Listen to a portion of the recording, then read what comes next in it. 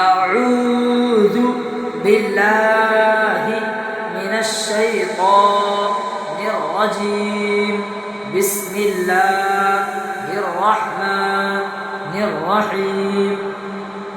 تختی نمبر 11 جزم یعنی سکون۔ حروف قلقلہ 5 ہیں، قاف، قاف، با، جیم، دال، جن کا مجموعہ قطب جدن ہے۔ جب ان پر جزم ہو تو ان کو پڑھتے وقت ان کے مخرج ٹکر کھا کر الگ ہو جاتے ہیں۔ ان کے علاوہ کسی جزم والے حرف میں قلقلہ نہ ہوگا۔ اب حمزہ با زبر اب میں قلقلہ ہوگا۔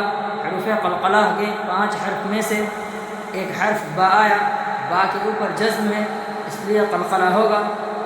اب حمزہ با زیر اب میں قلقلہ ہوگا۔